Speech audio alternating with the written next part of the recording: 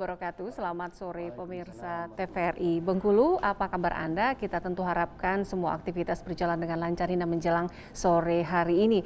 Saya Elsie Novarita kembali menemani Anda tentu saja dalam program Dialog Publik untuk edisi hari ini, Selasa 23 Maret 2021.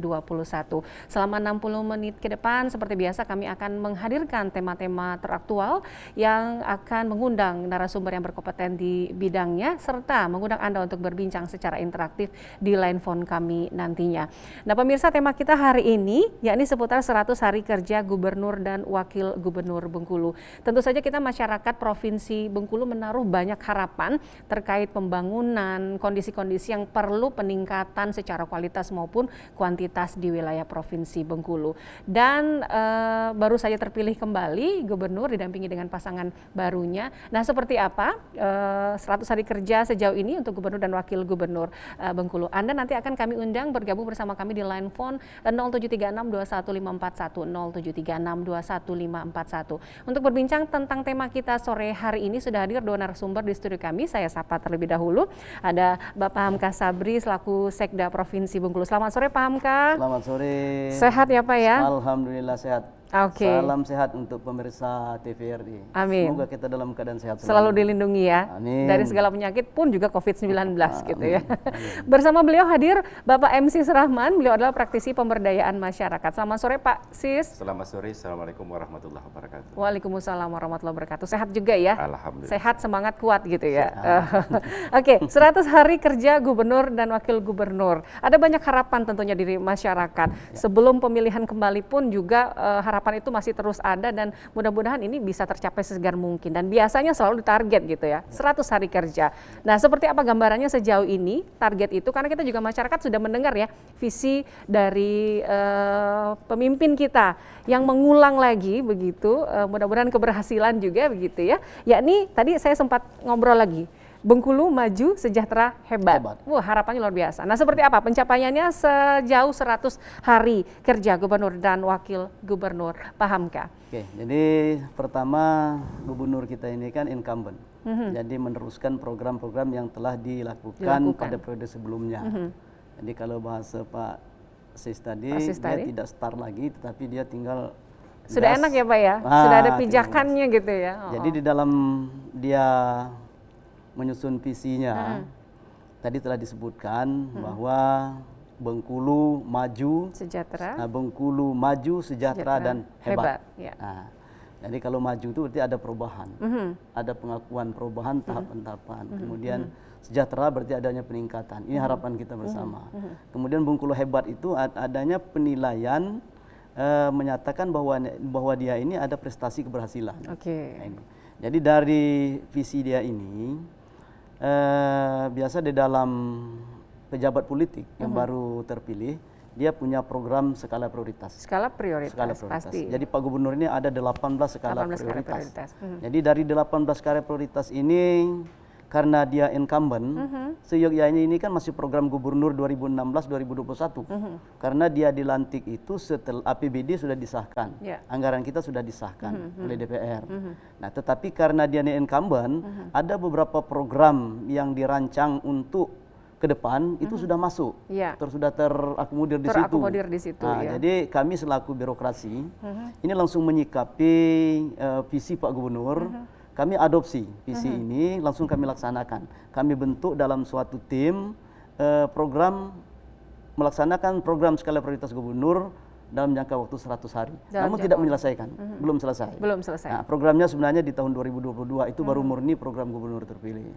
Jadi ada beberapa program ini akan kita lakukan di waktu 100 hari kerja aja pertama ini. Baik.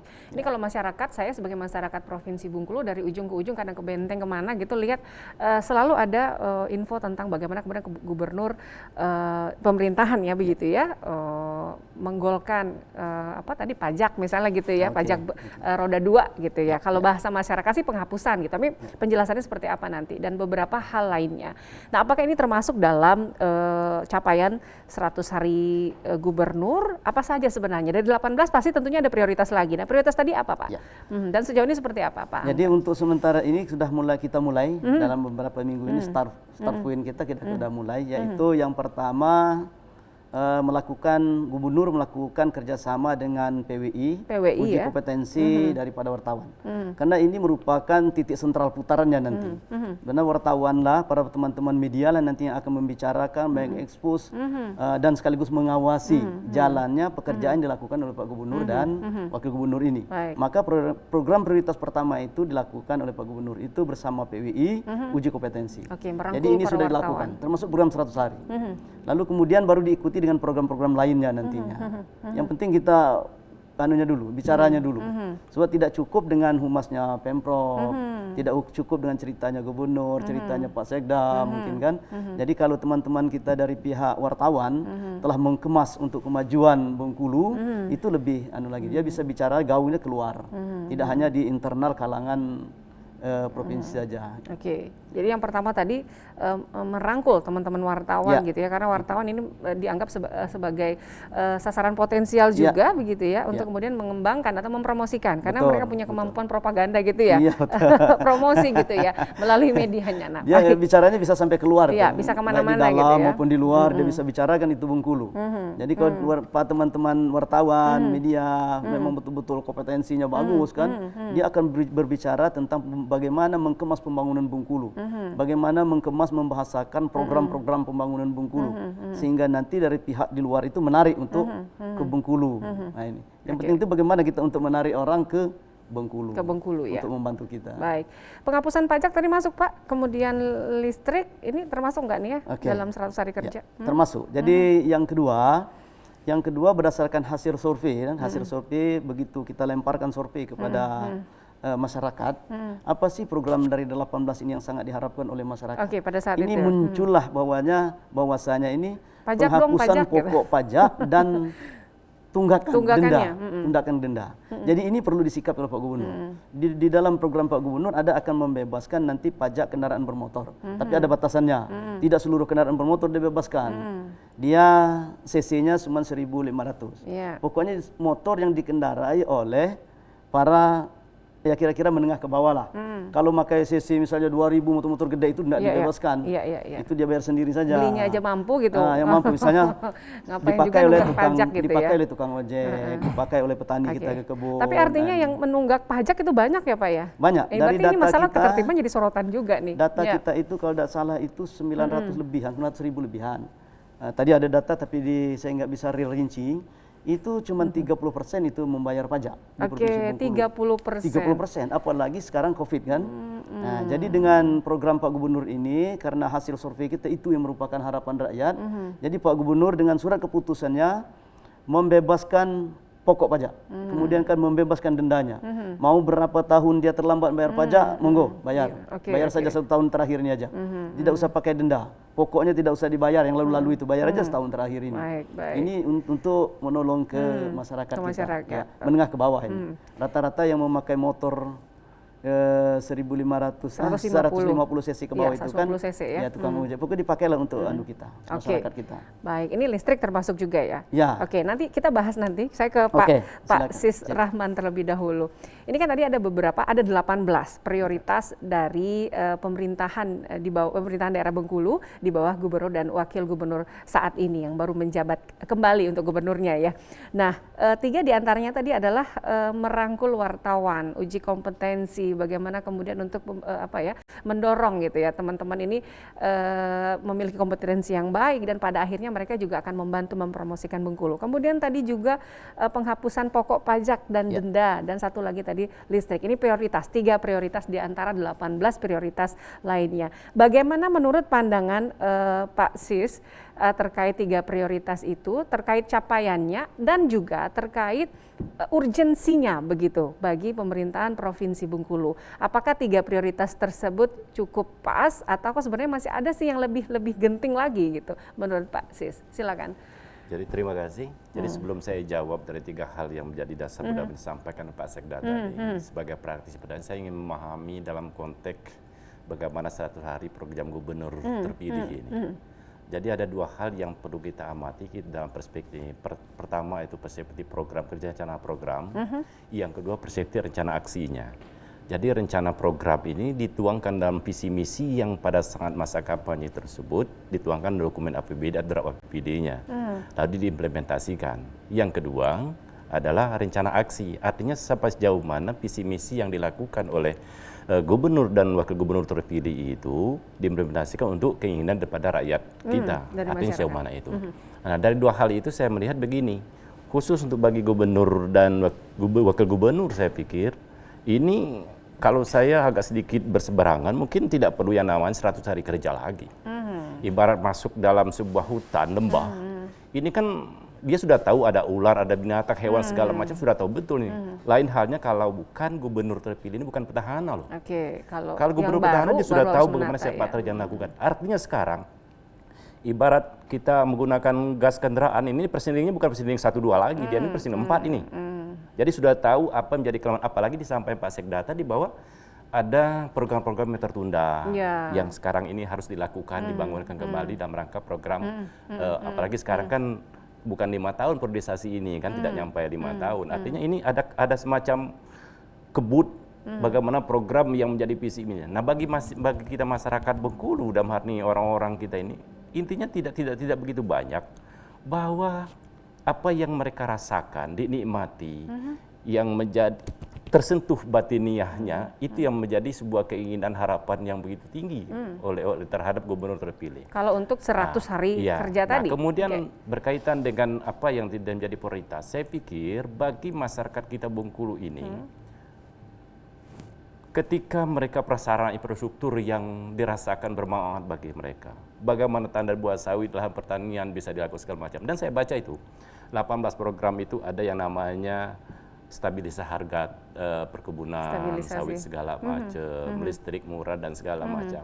Nah, itu kalaupun memang sudah dituangkan dalam program yang direkomendasi APBD, dan itu harus dibuktikan betul. Artinya tolak ukurnya bagi masyarakat kita bahwa berhasil tidak berhasil seorang gubernur itu terpilih itu adalah apa yang disampaikan dari mulut pada saat visi misi kampanye dilakukan, disampaikan di masyarakat, dan itu memang dirasakan oleh masyarakat kita. Lain halnya kalau ibarat gubernur mendapat program di jalanan, artinya numpang program di jalan. Kan kita tahu, yang namanya gubernur ini, dalam menyusun program dalam draft dokumen APBD kan ada nama urusan wajib dan urusan pilihan. Kalau urusan wajib itu berkenaan RPJMD ini selaras dengan RPJMD Pembangunan Nasional 5 tahun. Nah, urusan pilihan ini artinya inovasi. Oleh seorang gubernur, artinya pilihan boleh bikin yang namanya gerakan listrik murah, uji kompetisi wartawan, kemudian dan lain segala macamnya itu.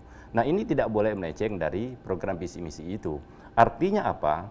Ketika semua yang disampaikan dari mulut seorang gubernur, wakil gubernur pada masa kampanye dituangkan, diimplementasikan dalam program mereka dalam dokumen APBD, itulah menjadi titik awal untuk melihat apakah seorang gubernur, wakil gubernur terpilih itu berhasil tidak memajukan ini. Artinya tidak bisa kita lakukan itu. Nah, di sinilah fungsi seorang eksekutif melaksanakan kinerjanya untuk rakyat. Jadi jangan sampai namanya janji sekedar janji politik, lalu kemudian begitu terpilih lupa terhadap janji yang disampaikan pada saat masa kampanye itu. Oke, baik. Jadi kalau dilihat dari 3 prioritas yang tadi, selayaknya tidak masuk dalam yang diprioritaskan seperti itu, Pak Sis. Kalau saya lihat dari 18 program itu, bagi masyarakat kita yang mayoritas ada level menengah ke bawah, yang paling utama bagi mereka itu bagaimana rasa kenyamanan mereka mencari kebutuhan sehari-hari, bagaimana mereka bisa menerima akses seluas mungkin terhadap kebutuhan dia, termasuk tadi masalah penghapusan, apakah pengurangan pajak kendaraan segala macam, kan tersentuh batinnya mereka. Nah, ini buktikan betul. Artinya jangan sampai dalam kesan masyarakat sekarang nama penghapusan itu bahwa mereka tidak ada sama sekali. Saya selalu ditanya nih kan, bahwa mana nih janji gubernur nih, mau dihapus betul apa enggak? Nah, mereka kan tidak tahu nih penghapusan dan ini kan tidak semua harus dilakukan seperti itu. Nah, kalau bicara prioritas, bagi masyarakat kita ini kan semua yang tersentuh secara batiniah dia, itulah menjadi prioritas, menjadi sebuah kesenangan bagi mereka ketika mereka bahagia menikmati hasil pilihan dari seorang gubernur. Oke, dalam artian kalau dikonsepkan berarti stabilitas ekonomi pasar dengan harga pasar yang rakyat yang seperti itu gitu ya? Iya, karena bagaimanapun juga yang bersentuhan langsung dengan masyarakat ini kan mereka mayoritas bekerja sebagai petani, sebagai pedagang, buruh harian. Nah, buruh harian, orang yang pengangguran, tidak bekerja sama sekali. Nah, itu kan ada namanya kartu, apa nama yang katanya disiapkan salah satu program. Ya? Itu bukti kan betul. Nah, kemudian harga-harga yang di pasaran. Jangan sampai harga bawang yang selama 20.000 melonjak menjadi 60.000. Nah, mana gubernurnya orang bilang, jangan sampai jadi autopilot, kita tidak ada punya setir, tidak ada punya sopir. Jadi hilang pada posisi yang begitu. Siap. Baik, Pak Sis, berarti intinya adalah selayaknya lebih fokus kepada program-program yang kemudian benar-benar membuat kalau masyarakat, oh iya ya, ini manfaat buat aku gitu ya, benar-benar tersentuh hatinya. Nah, apakah 3 kategori tadi menurut persepsi dari Pak Hamka ini tidak termasuk? Saya sih ngerasanya ada juga sih nyangkut-nyangkutnya gitu. Nah, seperti apa? Capaiannya juga nih, seperti listrik ini kan nyangkut juga ke masyarakat. Tapi nanti kita akan bahas lagi. Pemirsa juga boleh berkomentar bersama kami nanti di line telepon, namun kita akan jeda sejenak terlebih dahulu untuk beberapa informasi berikut ini. Tetap bersama kami dalam Dialog Publik TVRI Bengkulu.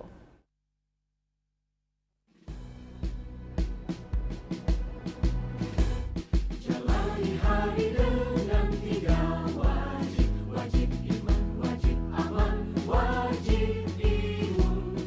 Berolahraga, riang gembira, mencegah kita jatuh sakit.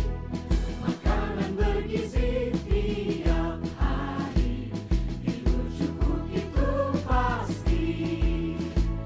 Dan janganlah panik, berdoa tiada henti. Wajib iman, aman, imun. Pakailah maskermu, jagalah jarakmu, cuci tanganmu selalu. Kita raih bahagia dengan iman, aman, imun. Badan sehat, bangsa kuat. Kita raih bahagia dengan iman, aman, imun. Badan sehat, bangsa kuat.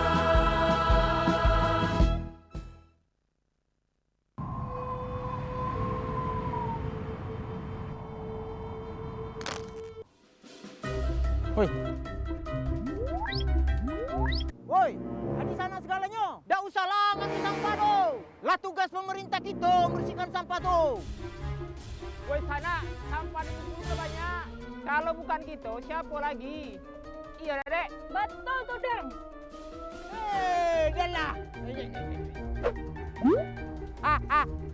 Woi sana, tidak nengok pengumuman tu. Mato tu dipakai. Mato. Woi sana, kalau bukan kita, siapa lagi yang nak bersihkan sampah kau?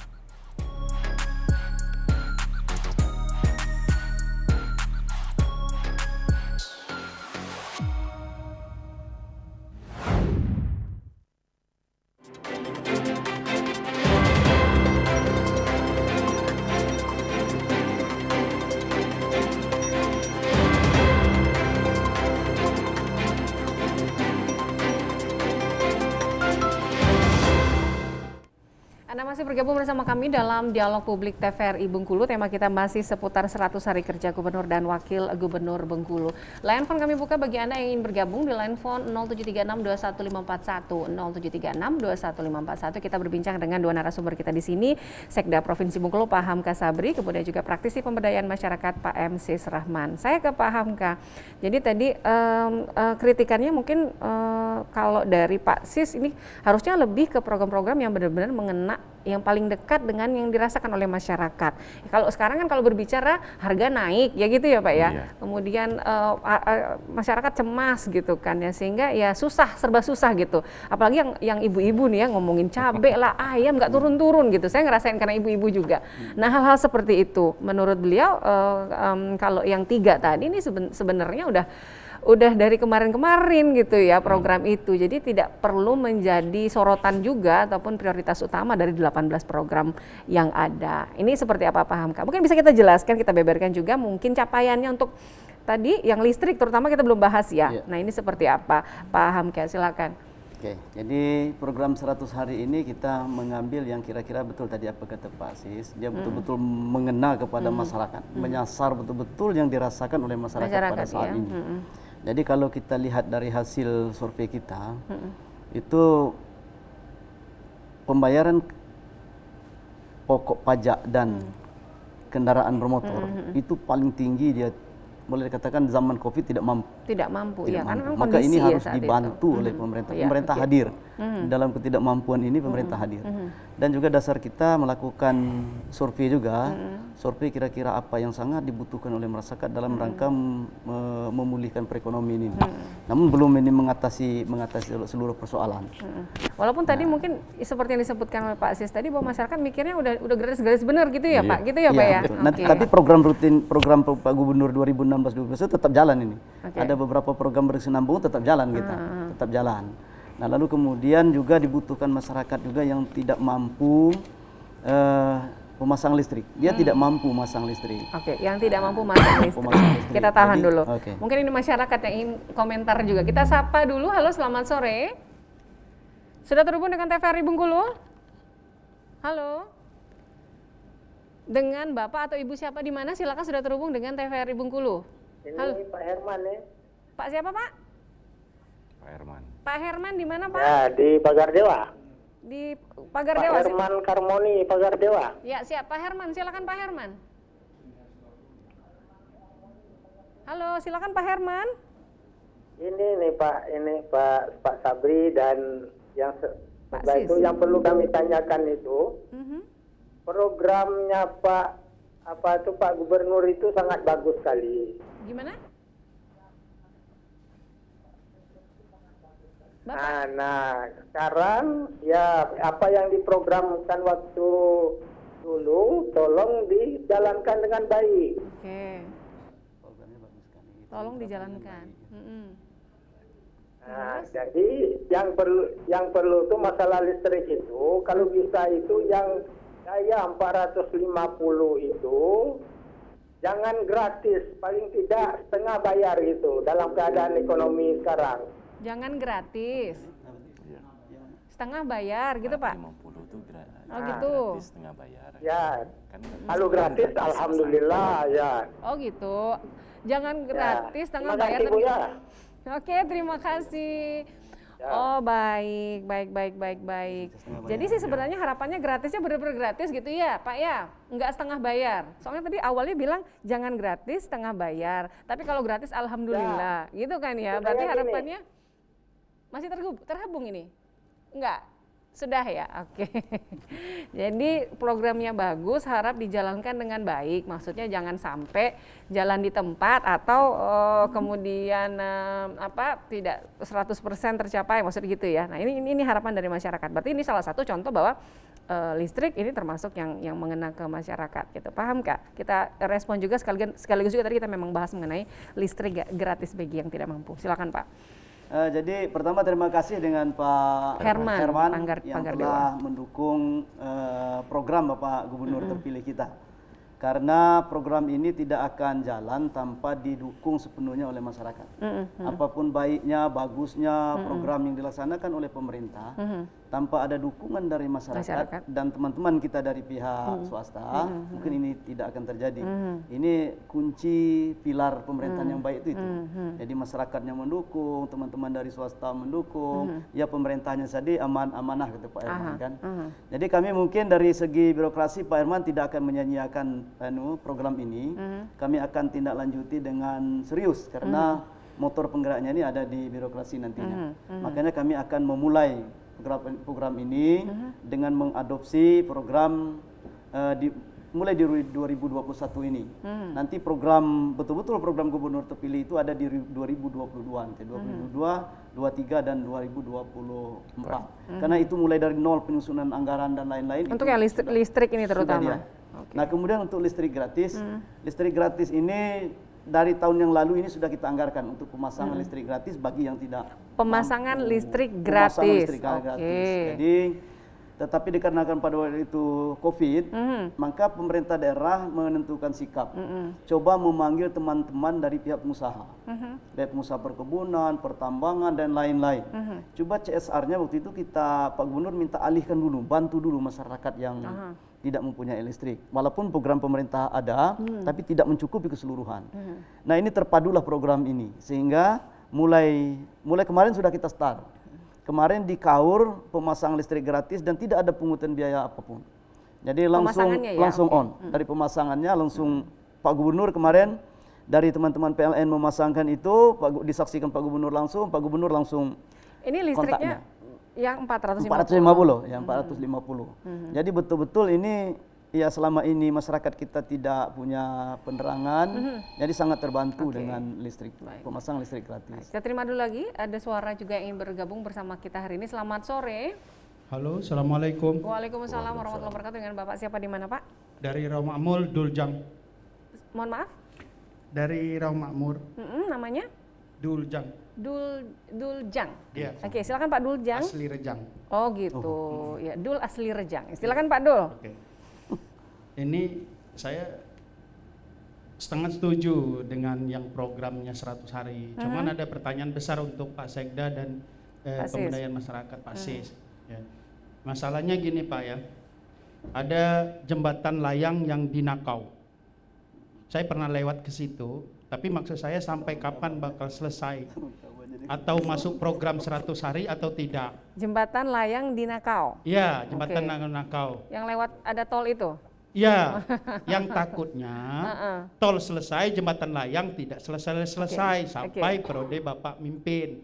Itu aja. Kalau sebagai masyarakat harapan kita besar, karena kan itu kan udah banyak uang rakyat lah. Ya, uang pemerintah sudah seperti itu. Maksud saya kan ada kenyamanan kalau memang ada bakal jadi jalan situ nanti Pak, banyak prioritas-prioritas katanya ada sebentuk terminal bakal lagi di situ lagi, kan bakal maju. Satu-satunya provinsi mungkin yang belum ada terminal bisnya mungkin Provinsi Bengkulu, mungkin seperti itu. Makasih Pak. Assalamualaikum. Waalaikumsalam warahmatullahi wabarakatuh. Dan mungkin responnya juga nanti Pak Sis, kita kepahamkan dulu. Masih merespon tadi Pak Duljang ya. Masih dalam ranah kita ya Pak ya. Oke, jembatan layang. Oke, silakan Pak Hamka. Terima kasih Pak Duljang. Jadi telah memberikan masukan, kontribusi pendapat terhadap program Pak Gubernur. Untuk jembatan layang belum kita masukkan di skala prioritas yang 100 hari. 100 hari karena itu memerlukan prosesnya panjang dan proses penganggaran. Tadi saya sampaikan bahwa penganggaran ini telah kita anggarkan. Gubernurnya baru dilantik, jadi belum masuk itu Pak Duljang untuk program 100 hari kerja Pak Gubernur dan Wakil Gubernur terpilih. Tapi mudah-mudahan ini merupakan pada sore hari ini masukan, nanti kita akan bahas kembali nanti terhadap program Pak Gubernur. Kalau belum masuk di 2021 ya di 2022 nanti akan menjadikan bahan masukan dari pihak pemerintah. Baik, harapannya tapi jangan sampai lewat lagi gitu. Ya. Tadi Pak Duljang sudah bercerita juga, dia ini menyambungkan jalan tol ini. Benar. Ya, kan ini kan keberadaan dengan ada tol kata beliau tadi kan lupa nanti jembatan layang ini. Iya, benar. Semua ini diperlukan untuk ini zaman Adinda Ses jadi anggota DPR ini mulai dulu. Belum Tahun kelar. berapa? Udah 10 tahun ya gitu. Oke, ketok palunya dulu di zaman beliau. Udah 1 dekade lebih berarti ya. Oke, ya baik. Mudah-mudahan dan ini nggak terlupakan lah. Baik. Ya. Mudah-mudahan nggak nambah 1 dekade lagi. Oke, belum saya kasih kesempatan kepada Bung Sis, kita ke line phone kembali. Masyarakat begini ya. Selamat sore. Assalamualaikum. Waalaikumsalam. Dengan Bapak siapa di mana Pak? Pak Erwan di Surabaya. Pak Erwan. Surabaya. Surabaya Pak ya. Silakan Pak Erwan. Saya sebagai masyarakat mau nanya sama Pak Sekda, terutama program 100 hari masalah pembebasan denda pajak, pajak motor 150 cc ke bawah. Yang jadi masalah dan pertanyaan, bagaimana kira-kira cara agar mempermudah masyarakat, terutama saya. Saya ada membeli kendaraan bermotor dari Kabupaten Rejang Lebong. Nah, saya tinggal di Bengkulu. Terus bisa tidak untuk membayar pajak itu di wilayah Kota Bengkulu? Oke. Karena sebelumnya dulu ketika kita mau membayar pajak, padahal untuk income daerah, tetapi harus balik nama. Nah, bagaimana ini? Oke. Seharusnya bukan dipersulit, tapi dipermudah supaya bisa walaupun kendaraannya di kendaraan Rejang Lebong bisa bayar di kota. Di kota. Begitu. Itu aja. Itu kapan Pak? Kapan waktu itu ditolak karena harus balik nama dulu? Itu kapan? Itu setiap tahun. Terakhirnya Bapak mau tahun kontak? kemarin. Tahun kemarin. Iya. Oke, baik. Itu aja, Baik. Bu. Terima kasih. Baik, terima kasih Pak Er. Assalamualaikum warahmatullahi wabarakatuh. Waalaikumsalam warahmatullahi wabarakatuh, Pak Erwan di Surabaya. Kalau sekarang ini belum ngeling Pak atau sudah ya pembayaran? Yang ini tadi nih pajak. Sudah kalau saya nggak salah ya, karena sudah online mulai. semua Sudah ya. online. Bisa Sekarang Rejang sudah Lebong kota online mana bisa. semua. Ya. Nanti Pak Iwan barangkali bisa bayar di Bengkulu, kita ada namanya Samsat Keliling. Betul. Jadi di Samsat Keliling nanti Bapak bisa lakukan pembayaran itu. Jadi kalau memang tahun belakang misalnya karena ribetnya membayarnya, ya tahun ini diberikan kemudahan baik pelayanan maupun denda dan pokok pajaknya tidak usah dilakukan pembayaran. Oke. Tidak usah. Ini merupakan program khusus daripada Pak Gubernur. Dan bisa Itulah makanya dilakukan, kami mensiasat ini. Mohon maaf kita masukkan dalam program 100 hari 100 ini. hari, oke. Sebab direncanakan untuk tahun ke depan ini Pak Gubernur dan Wakil Gubernur itu membebaskan pajak kendaraan bermotor. Jadi sekarang masih tahap pembuatan regulasinya. Oke. Kita tidak bisa langsung membebaskan begitu saja tanpa ada regulasi. Nanti kita selaku motor penggeraknya ini yang kena nantinya. Jadi sekarang kita masih proses pembebasan. Baik. Kalau untuk pembebasan denda dan pokok pajak, ini kita cukup dengan surat keputusan gubernur. Ini sudah kita terbitkan. Sudah kita terbitkan. Oke, baik. Ya. Nanti silakan Pak Irwan nanti ke Samsat Keliling kita aja Ya. kalau ada mobil Ya. Samling ya langsung. Ya. Karena kan sudah nyaut ya UPTD provinsi, Iya. UPTD di seluruh Iya. kabupaten Iya. kota gitu. Jadi nggak masalah lagi, nggak perlu tadi Nggak masalah balik lagi, nama. ya. Oke. Saya mau melempar kepada Pak Asis, tapi usai jeda ya Pak Asis ya, nanti komentarnya tadi terkait beberapa hal yang menjadi kegundahan masyarakat begitu ya, agar kemudian memberikan tadi kenyamanan ke masyarakat, terutama di 100 hari kerja Gubernur dan Wakil Gubernur Bengkulu. Line phone akan kami buka kembali pemirsa, namun kita akan jeda sejenak untuk beberapa informasi berikut ini. Tetap bersama kami dalam Dialog Publik TVRI Bengkulu.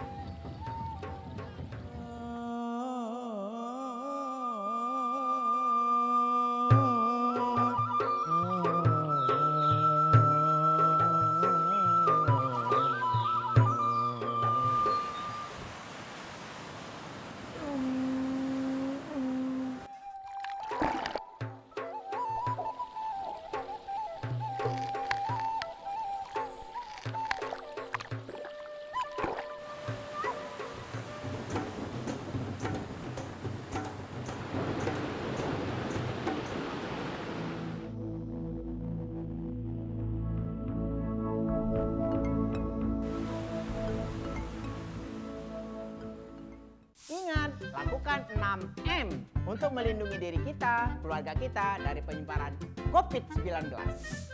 M pertama, menggunakan salam syar'i. M kedua, menggunakan masker.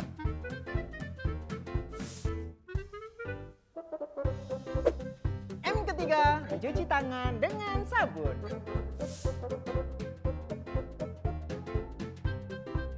M keempat, menjaga jarak.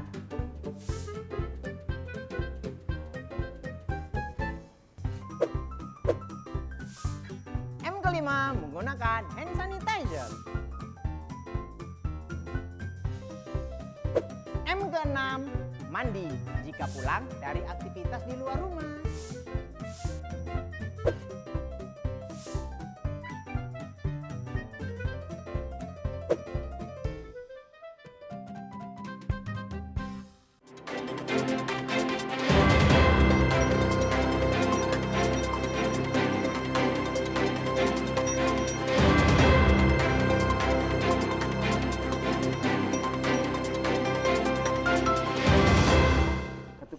masih bergabung bersama kami dalam Dialog Publik TVRI Bengkulu. Pemirsa, tema kita masih seputar 100 hari kerja Gubernur dan Wakil Gubernur live. Kami buka kembali nanti di 0736211541. Nanti dulu ya, saya kasih kesempatan dulu kepada Pak Sis yang tadi sudah saya gak sabar nih mau minta komennya juga terhadap hal-hal tadi yang disampaikan oleh masyarakat.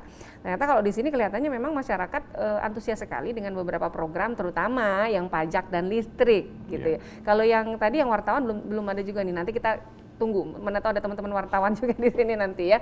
Nah, melihat antusias tersebut, saya rasa memang ada banyak kemanfaatan yang dirasakan oleh masyarakat tentang dua program tadi, Pak Sis. Ya itu tadi seperti yang saya sampaikan di awal tadi, bahwa masyarakat itu kan ketika disentuh batinnya, lalu kemudian dia merasa mendapat keringan dari objek kebijakan yang dilakukan pemerintah, itu mereka merasa berbahagia artinya dalam diri mereka sendiri. Nah, walaupun mungkin ini kan secara strategi kebijakan daerah kan beda betul ini artinya bagaimana. Boleh jadi artinya mereka dengan musim Covid sekarang ini pendapatan mereka susah untuk mencari ladang penghidupan. Kemudian mereka banyak yang pengangguran, cari lahan segala macam tidak bisa. Lalu kemudian mereka dihadapkan persoalan dengan listrik. Rumah belum ada berlistrik, lalu kemudian ditambah pajak kendaraan mereka yang segala macam itu yang tinggi. Nah, lalu kemudian datanglah yang namanya kebijakan baru yang katakanlah ini sebuah rezeki bagi mereka. Artinya maka mereka merasa betul artinya manfaat itu yang diterima oleh mereka.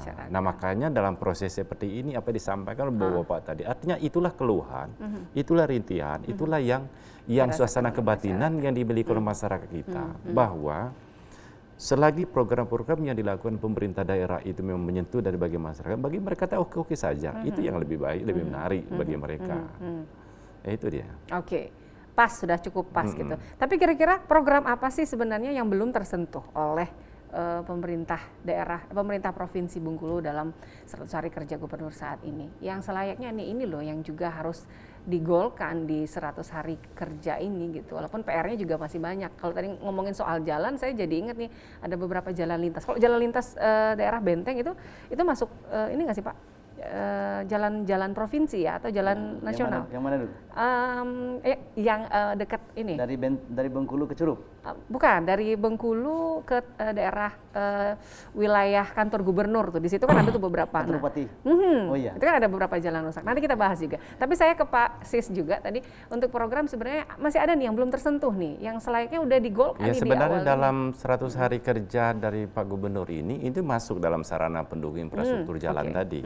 Artinya salah satu itu. Satu yang kedua, kan APBD ini sudah berjalan ini.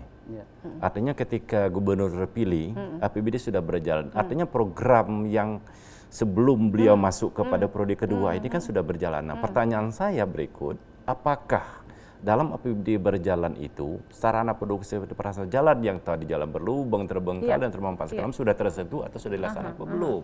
Nah, itu kan. Jadi artinya kalaupun memang ini sudah dilakukan, artinya tanpa menunggu yang 100 hari kerja, barang ini kan sudah berjalan lebih awal, lebih dulu. Apakah di situ sudah ikut berjalan juga gitu, atau kemandek gitu ya Pak? Dan satu hal, ini kembali ke tatanan bagaimana kondisi masyarakat kita juga. Artinya sarana prasarana jalan ini kan memang sangat penting bagi mereka. Lihat saja misal jalan provinsi yang di perkotaan ada lubangnya, lalu kemudian mereka berpikir, Gubernur Raja baru terpilih kok masa ini enggak? Ini kan jadi persoalan kadang-kala. Karena bagi masyarakat apa yang dilihat, didengar, dirasakan, dinikmati, itulah sebuah fenomena yang terjadi di masyarakat kita. Jadi mereka enggak ada ceritanya mau cerita terlalu panjang urusan segala macam, enggak. Yang penting yang benar-benar berkenan dengan saya gitu, dengan masyarakat. Berarti jalan itu menjadi sebuah prioritas. Sangat. Oke. Jadi salah satunya karena saya lewat terus di daerah situ tuh. Dan ini suka dikomenin nih sama orang-orang di sekitar masyarakat. Jadi kalau ini salah satu contoh ya dari potret lainnya. Nah, saya mau bertanya kalau nggak salah saya itu masuk kategori jalan provinsi mungkin ya Pak ya. Yang tanah longsor pada saat hujan yang Bengkulu banjir itu di mana-mana. Nah itu kan longsor tuh di dua jalan di tikungan dekat kantor sebelum kantor Bupati Benteng. Nah itu sudah setahun lebih bahkan gitu kan ya. Dan ini udah mulai rontok-rontok lagi gitu. Ini yang dikeluhkan. Ini baru satu di antaranya. Apakah PR tersebut juga menjadi prioritas? Kalau prioritas walaupun tidak masuk 3 kategori tadi, tentu saja ini masyarakat ini nunggu-nunggu nih. Kalau bisa ya jangan terlalu lama gitu. Jangan sampai berulang tahun yang kelima lagi gitu kan. Paham Kak? Kalau program infrastruktur kita kan jalan terus. Jalan terus. Tidak ya kita tidak mengakomodirnya dalam program 100 hari. Betul. Karena 100 hari itu hitungannya sangat pendek sekali. 3 Makanya bulan. kita ambilkan program-program yang bisa dilakukan oleh gubernur dan wakil gubernur dalam waktu 100 hari ini. Dan betul kata Pak Sis tadi, yang kira-kira menyentuh, mengena kepada masyarakat. Nah itu yang kita pilih untuk 100 hari ini. Kemudian yang kedua, program 100 hari ini program yang sudah terakomodir di APBD kita berjalan ini, ya jadi kita adopsi saja karena beliau incumbent, tidak perlu lagi istilahnya membuat karena membuat program baru lagi, karena yang mana sudah termasuk dalam APBD 2021 beliau juga yang bikin dulu, ya kita adopsi, kita jadikan, kita harus sesegerakan, tinggal menyegerakannya lagi dalam waktu 100 hari ini harus kita segerakan. Nah untuk jalan infrastruktur itu tugas kewajiban pemerintah tetap berjalan sebagaimana biasanya. Nanti kalau jalan yang rontok itu ngeri-ngeri kita lewat situ Pak. Iya betul.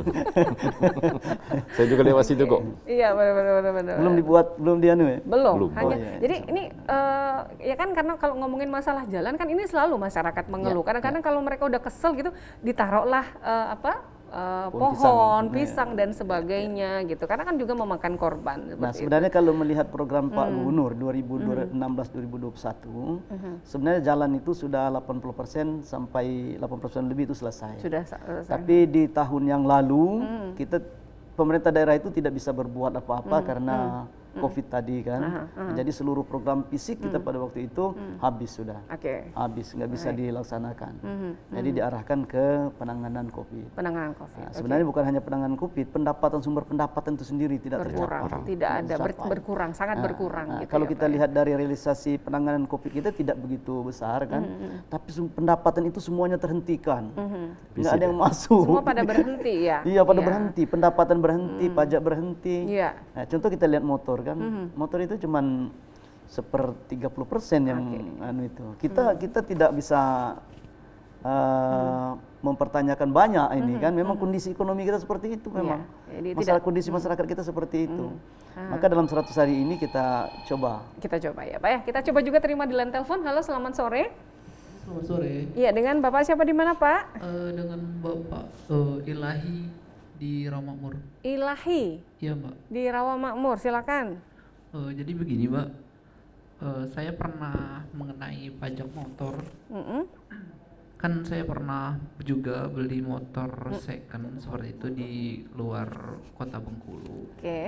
Nah, itu kan kalau motor second kan namanya bukan nama kita. Dan kita mau bayar pajak. Ketika kita mau bayar pajak itu kadang kita selalu diminta KTP asli. Nah itu Mbak. Nah kan kalau nggak ada KTP asli kita harus balik nama seperti itu. Nah sedangkan kalau balik nama kan kita juga harus mengeluarkan uang yang lebih itu Mbak ya.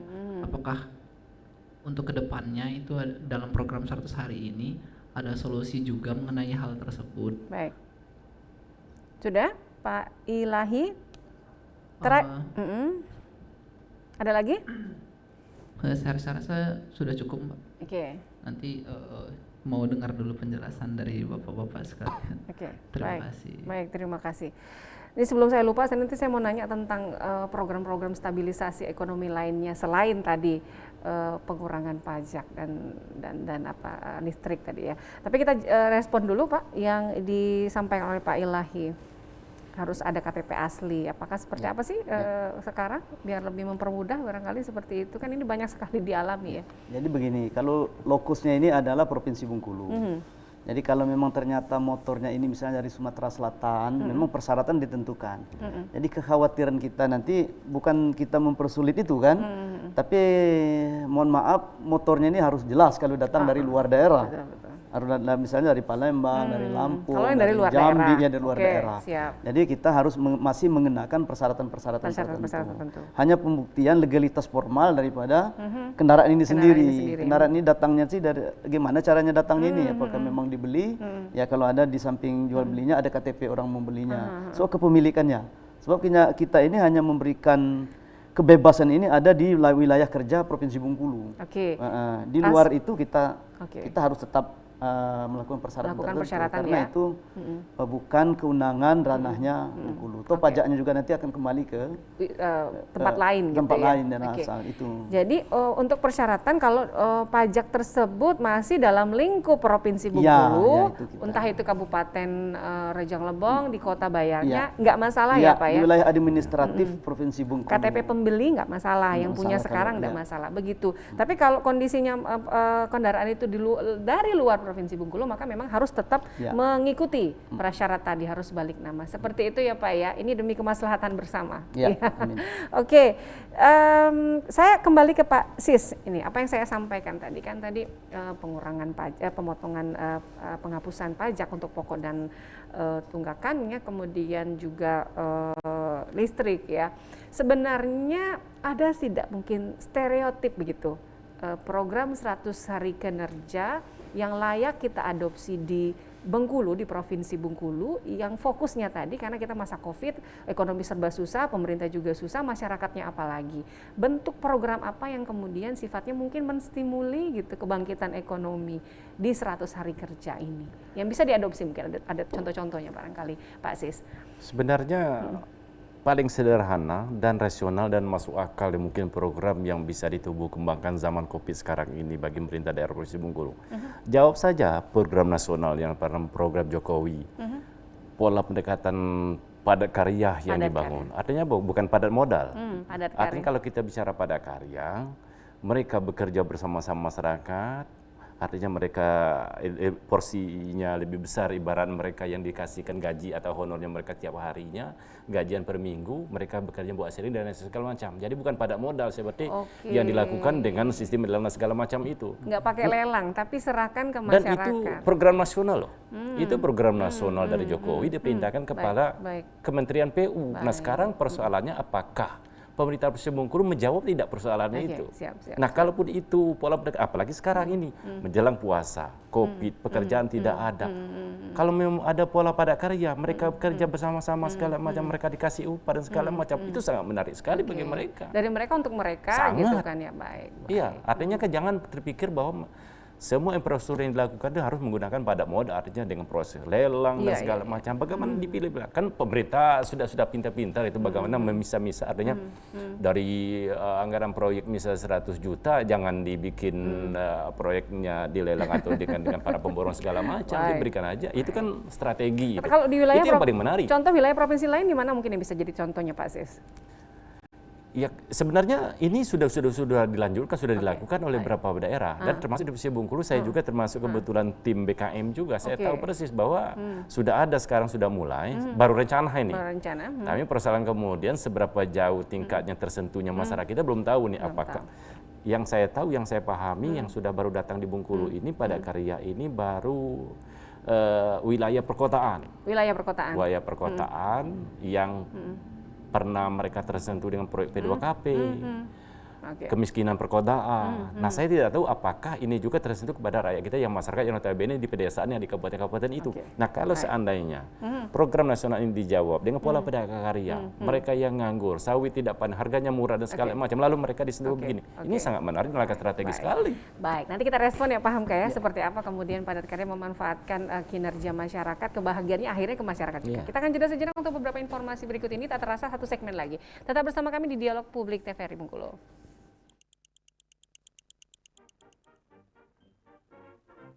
Apa sih ya? Jelek banget gambarnya. Ah elah. Assalamualaikum. Salam. Masuk.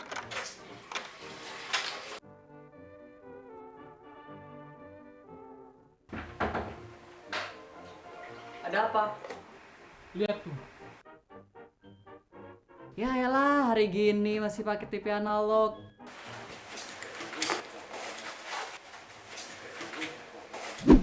Pakai digital. Hah? Digital?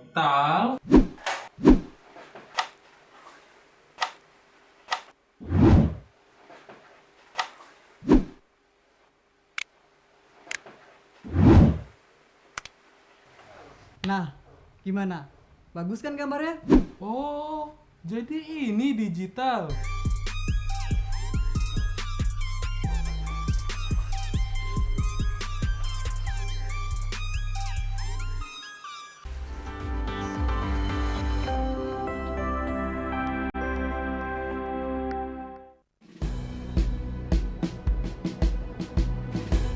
Jalani hari dengan 3 wajib, wajib iman, wajib aman, wajib imun.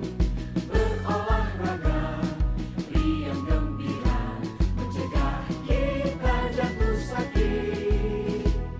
Makanan bergizi tiap hari, tidur cukup itu pasti.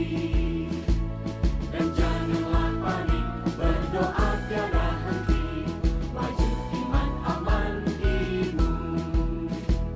Pakailah maskermu, jagalah jarakmu, cuci tanganmu selalu.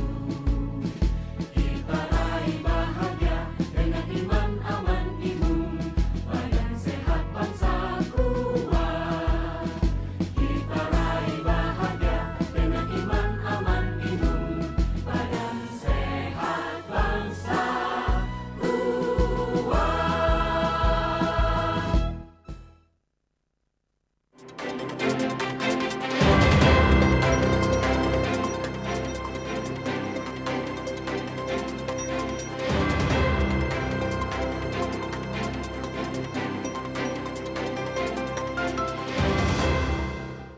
Terima kasih Anda masih bergabung bersama kami dalam Dialog Publik TVRI Bengkulu. Tidak banyak mungkin yang bisa saya tanyakan, tinggal beberapa menit saja lagi dialog kita tentang 100 hari kerja gubernur dan wakil gubernur. Tadi saya menanyakan tentang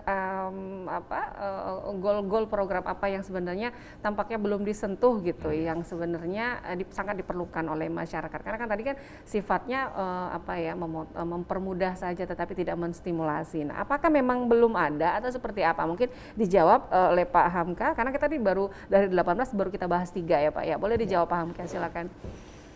Kalau program, tapi sebenarnya bagus sekali kita respon sekali program pemerintah pusat kan. Tadi disampaikan oleh Pak Sis. Jadi program pemberdayaan dengan melalui program padat karya itu sangat bagus sekali di era pandemi seperti ini. Jadi ya tadi untuk dia mengerjakan dia sendiri dan dia bisa membangkitkan perekonomiannya. Yang jelas ekonomi keluarganya bisa bangkit. Nah, ini yang belum dilakukan oleh pemerintah provinsi. Ya mudah-mudahan nanti ini juga sebagai masukan kalau memang COVID ini berlanjut. Ya, jangan sampai berlanjut, tapi programnya tetap dijalankan gitu ya Pak ya. Jadi mudah-mudahan ini satu masukan seperti sekarang ini program di APBD desa kan. Nah, itu kan seperti itu anunya caranya. Kalau di desa-desa ini memang ada sih tampaknya tapi seperti itu. Untuk provinsi, skala provinsi itu kan dia kan kalau jalan misalnya. Yang dikatakan jalan provinsi itu adalah jalan yang menghubungkan antara satu kabupaten dan kabupaten satunya. Jadi kalau kita lakukan padat karya memang susah. Agak susah ya, dia memakai itu alat berat, kemudian panjangnya jalan, lebarnya jalan, itu justru itu tidak bisa kita lakukan. Tapi kalau misalnya sentra produksi itu bisa dilakukan. Nah, rata-rata program prioritas Pak Gubernur ini dia memfokuskan jalan-jalan seperti yang disampaikan tadi. Jalan tanah longsor menghubungkan kabupaten itu ini kan vital gitu vital, ya. Betul. Ini yang diprioritaskan oleh Pak Gubernur. Semoga segera terjawabkan. Pun juga wilayah titik-titik lainnya yang diperlukan begitu ya Pak. Dan tentu saja ditunggu tadi yang program-program padat karya tadi gitu. Nah, apalagi kita Bengkulu ini tadi visinya Bengkulu mana catatan maju, sejahtera dan hebat. Nah, sejahtera nyangkut dong ya Pak ya. Iya. Nah, kalau goal sejahteranya selain ini tadi apa aja nih? Yang dikatakan sejahtera itu kan dia berkecukupan ya Mas. Ini bagaimana caranya pemerintah Provinsi Bengkulu, Pak Gubernur dan Wakil Gubernur membuat program itu agar masyarakat ini berkecukupan. Ini sejahtera. Jadi kalau dia maju, bagaimana caranya program gubernur ini dari yang tidak ada menjadi ada, itu yang dikatakan maju kan. Kalau dari tidak ada tetap tidak ada, tidak maju namanya. Jadi dari tidak ada menjadi ada, dari ada dia menjadi lebih baik, baru itu ada tingkat kemajuan. Nah ini, dan ini mendapatkan pengakuan dari masyarakat. Tidak hanya maju kata pemerintah, tapi masyarakat berhak menyatakan bahwa dia ini memang maju. Nah. Oke, baik. Kita berulang kali dalam dialog ini membahas tentang promosi Bengkulu. Walaupun mungkin tidak masuk tadi dalam 100 hari kerja, kalau promosi kan targetnya mungkin panjang, upayanya juga panjang gitu. Kaitannya juga dengan Provinsi Bengkulu yang kemudian semakin banyak ekowisatanya gitu ya. Apalagi sekarang karena Covid ini jalan-jalannya tidak lagi ke tidak ke tempat-tempat wisata yang mainstream, tetapi kemudian mencari tempat-tempat yang lebih tenang, lebih alam gitu. Dan sekarang banyak sekali terutama di desa-desa yang kalau sekarang tuh air terjun jadi tujuan utama gitu ya, ekowisatanya.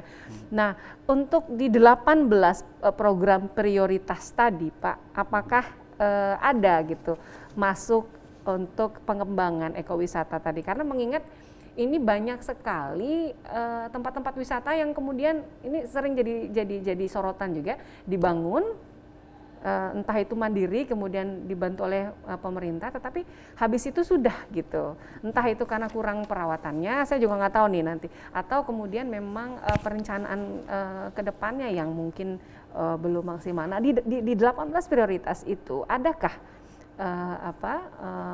dimasukkan begitu tentang pengembangan program ekowisata Bengkulu karena sedang gencar-gencar dan potensialnya?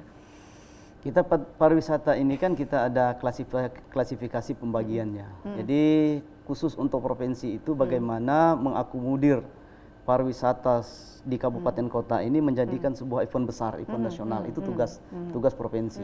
Ini sudah pasti ada. Pertama di eranya Covid ini provinsi akan mempertahankan pariwisata yang sudah terdaftar menjadi event nasional itu agar tidak menurun. Itu target pertama. Lalu kemudian target yang kedua baru nanti akan membuka peluang-peluang pariwisata yang baru. Jadi strategi Pak Gubernur, silakan kabupaten kota itu membuat event pariwisata, event tahunan yang mantap. Nanti gubernur akan mempromosikan itu menjadikan event provinsi. Jadi setelah jadi event provinsi, kita akan berupaya mendaftarkan supaya jadi eventnya nasional. Jadi nanti beda kalau dia sudah menjadi event nasional. Seperti Tabut, kita itu sudah event nasional. Pesisir Pantai Panjang itu sudah event nasional. Kita alhamdulillah 3 event nasional yang sudah ada di Provinsi Bengkulu. Jadi penanganannya khusus. Penanganannya itu nanti ditangani oleh Kementerian Pariwisata. Nah, lalu kemudian beberapa event daerah, event kabupaten kota, itu silakan dikelola dulu, dijadikan dulu event tahunan, yang nantinya diambil alih oleh provinsi jadi event provinsi, selanjutnya nanti akan kita jadikan event nasional. Tapi masalahnya nanti kalau seandainya suatu saat sudah menjadi event nasional yang di kabupaten nih, apakah kemudian infrastruktur untuk tamu-tamu yang datang udah siap atau belum nih? Itu nanti mungkin jadi PR lagi gitu. Jadi kalau sudah jadi event nasional, otomatis yang membangun itu bukan kita saja. Sudah ada keterlibatan, sudah ada keterpaduan. Pasti orang dari Kementerian Indonesia akan turun. Betul. Akan turun. Nanti nginepnya di mana kalau kabupatennya nggak ada, misalnya hotel dan sebagainya, ini tentu saja perlu ini ya Pak ya. Infrastruktur harus kita siapkan. Baik. Saya ke Pak Sis terlebih dahulu. Nah, jadi tadi kita sudah membahas beberapa program. Selain tadi padat karya, kemudian tadi yang menyentuh ke hati masyarakat. Mungkin kalau kita berbicara di luar konteks 100 hari, tetapi yang nggak terlalu lamba-lamba amat, tetapi di atas 100 hari, apa yang terkini yang paling dibutuhkan? Tadi mengenai program ekowisata pengembangan itu, apakah bisa termasuk di sana atau apa, Pak Sis? Yang perlu kita garis bawahi, Provinsi Bengkulu ini bukan daerah tujuan. Artinya kalau kita bicara bukan daerah tujuan, bagi mereka akan Provinsi Bengkulu berarti ada sesuatu yang bisa diambil oleh mereka. Artinya apakah mereka mau berinvestasi, apakah mau mereka membuka lahan perekonomian dan segala macamnya itu. Nah artinya sekarang ketika daerah Provinsi Bengkulu bukan menjadi daerah tujuan, bagaimana sebuah pola kebijakan dilakukan pemerintah ini menarik daya tarik atau mengait para investor. Yang paling tepat Bengkulu apa? Nah, salah satu saya pikir tadi yang daerah ekowisata, wisata yang ada segala macam ini cukup menarik bagi kita semua. Orang bilang Pantai Panjang lebih bagus daripada Pantai Sanur, Pantai Bali, Pantai Kuta dan segala macam. Tapi faktanya kita belum bisa merawat itu. Belum bisa melaksanakan itu. Bagaimana ini sebuah objek wisata yang sangat menarik. Begitu juga di daerah Kabupaten Lain, begitu banyak potensi yang luar biasa itu, yang belum termanfaatkan sama sekali. Nah, itulah salah satu daerah yang mungkin bisa menarik mereka untuk datang ke Tabursi Bengkulu ini, sehingga mereka bisa berinvestasi dari itu. Nah, misalnya Pantai Panjang, kalau memang kita tidak mampu dari kemampuan APBD kita, apa salahnya ke pihak ketiga? Kita keluar kerjasama dengan pihak Ancol misalnya, kenapa tidak? Kan bisa kita lakukan, biarkan aja.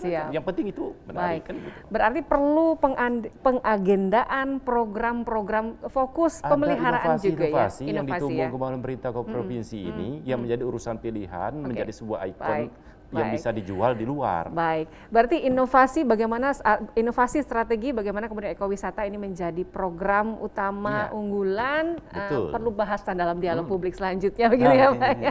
Baik, sebenarnya saya mau kasih kesempatan, tapi waktunya sudah habis. Terima kasih atas penjabarannya Pak Asis dan juga Pak Hamka tentang 100 hari kerja Bengkulu dan juga Wakil Gubernur Bengkulu. Kita sebagai masyarakat tentu saja sangat mengapresiasi program-program terbaik dari pemerintah Provinsi Bengkulu. Kita harapkan semoga bisa berjalan dengan baik secara kuantitas maupun juga kualitas. Saya Elsie Novarita mewakili kerabat kerja bertugas, mohon pamit undur diri. Terima kasih. Wassalamualaikum warahmatullahi wabarakatuh. Waalaikumsalam warahmatullahi wabarakatuh. Udah ngebut-ngebut.